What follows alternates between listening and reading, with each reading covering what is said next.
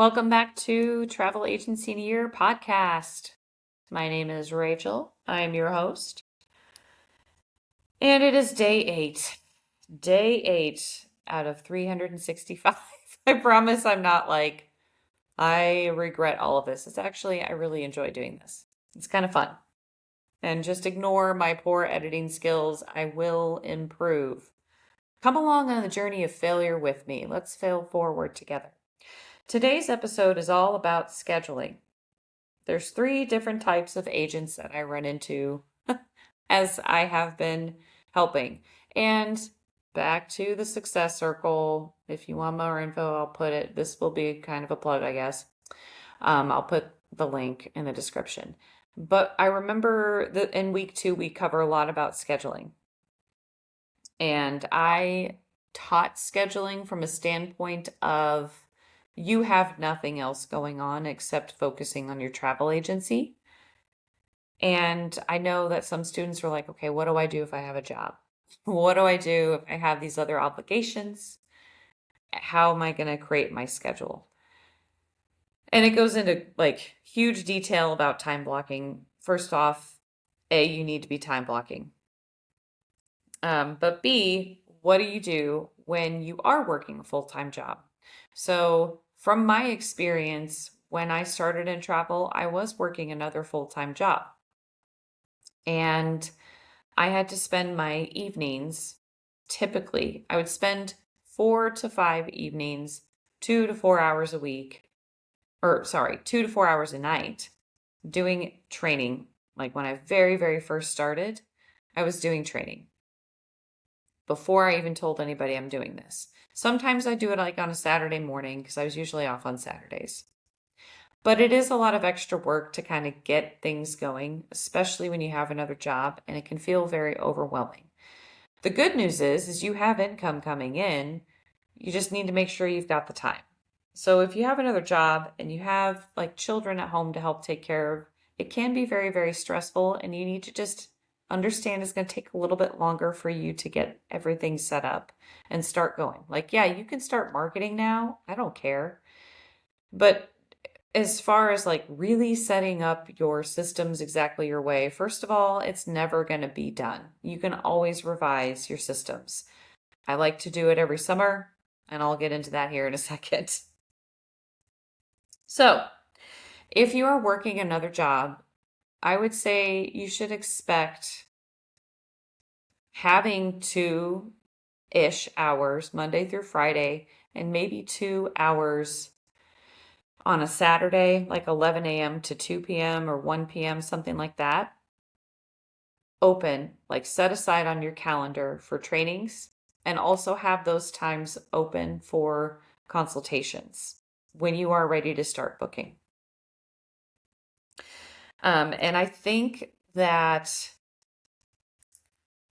you're just, I will say that I can work about 15 hours a week or less in my travel agency and make a very comfortable living without the use of staff because of automations. But I had to set them all up first. So I think that it is doable for you to start booking trips. I wouldn't take on like a bunch of groups, maybe 1 or 2 if you want to get into groups for the year, and some little FITs at first. But it's going to be when you're building, it's so different when you have a job and other obligations, because what if you've got children that like play soccer or softball or football or basketball, or they're like Girl Scouts or Boy Scouts, whatever the case may be. You have to kind of build it around them. And I don't want you to think that you're putting yourself on the back burner. You also need time for yourself too. Like you got to take care of yourself. This is why I'm saying if you have other obligations, I wouldn't invest all of my free time in just the travel agency. I would do like 2 hours a day. I think you could start to get things going 2 hours a day. And if you are inundated with like a ton of extra obligations in your day-to-day living, I would set each day up in your schedule for different tasks because you're only doing 2 hours instead of a full 8 hour workday. And I like to work in like small chunks per task myself. And I may or may not sneeze. Nope, I'm getting on. Woo, excuse me. So, Monday could be like the day you do all of your marketing. And you could set it up if you're working another job, like the first Monday of the month could be content batching. Like knock out all your email newsletters for the month. If you send one newsletter a week, that's 4 emails you got to write. It's not it's not hard for me. I'm like I can just knock stuff out like that. When it comes to like creating content or like coming up with ideas, it's really strange. But you could only do a monthly newsletter. You could only do a bi-weekly newsletter. This is your business. So if you're doing a monthly newsletter and you're just starting out, the first Monday of the month, for example, could be gotta write my newsletter. That should take you about 15 minutes, and here's why. Whatever week we're in right now as you're listening to, just listen to me on this. If you're in the second Monday of the month, you could record any video content in that 2 hours. If it takes you 3 minutes for a 60-second or 30-second reel to be created at first, over the course of 2 hours, that's a lot of content that you could create and batch. Okay. Then weeks 3 and 4, the third Monday of the week, or sorry, the third Monday of the month, third Monday of the week, the third Monday of the month, that's when you could do like, what am I going to do next month for my content and my newsletter ideas? And just do the brainstorming the third week. And then the fourth week is when you kind of research like your captions, hashtags, and content, like your short form video or written social media posts. That's when you kind of like have the main ideas written down of them. Like if you're pushing for honeymoons, for example, the fourth Monday of the month would be, okay, I need to do a post on this is why you need to have a cruise for your honeymoon. And then I need another post of this is why you should choose a resort. Or I need to create this quiz as a lead magnet and link it to my newsletter and send it on. And then like brainstorm those ideas of how you can create content for the next month. And then when you're back to week 1, you've already got your newsletter idea. So you just write that email. Okay.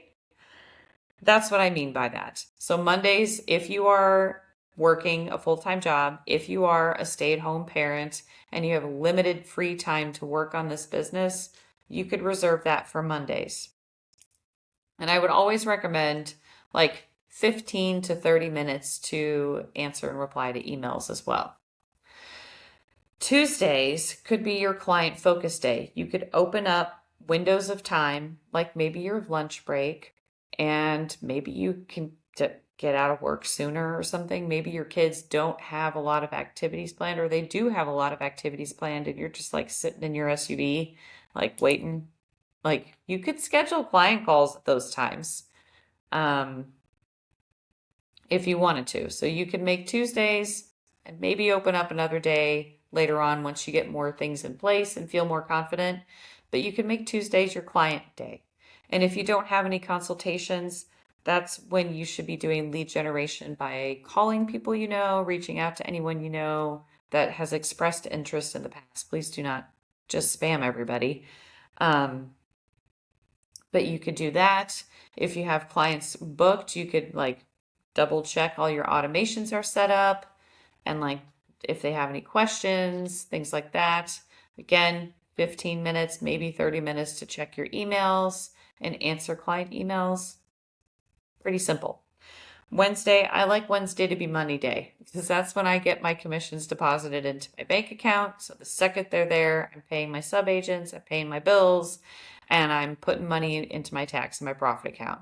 So that's like my money day. And I'm just kind of looking at my statements to make sure I'm actually making a profit. What do I have coming in the pipeline? Am I hitting my goals? Am I surpassing my goals? Am I well under my goals? And do I have enough in my reserves to cover being under my goals? All right. So we have covered marketing, service, finances. Thursdays, Thursdays could be, you could spend 2 hours on Thursday adding new automations. You will never grow tired if you're like me and a lot of agents that I talk to. You will always have new automations you can implement. Don't try to do them all at once, and don't think you have to have them all in place to start selling travel. I've heard some very fascinating stories from wedding photographers I've worked with, the complete lack of service some agents have, and they do just fine. So don't beat yourself up if you're not like perfect with your automations. But you could allocate 2 hours on Thursdays to implement and add and learn how to use your CRM, practice using it if you don't have any bookings, things like that. Fridays, you can review. Make a list of important things to do for the next week so that you can stay on track. And you can also do any supplier trainings, like sign up for those webinars and watch the recordings on Fridays or Saturdays, whatever. Just, you can get it done, is what I'm saying. Don't feel like you have to do all these things all at once. And that's an example. If you are working a full-time job, if you are like a stay-at-home parent, you can find 2 to 2.5 hours a day to do this, to grow your business. And as it starts growing more, hopefully you'll have enough automations in place before it starts growing too much. Trust me, don't do what I did and completely switched host agencies. And then halfway through that, when you're blowing up, switch CRMs. And then you're like, I got to learn how to use the software and hire people and serve thousands of people at the same time. This is why I'm telling you, keep it small, like small little baby steps. Don't go on at once.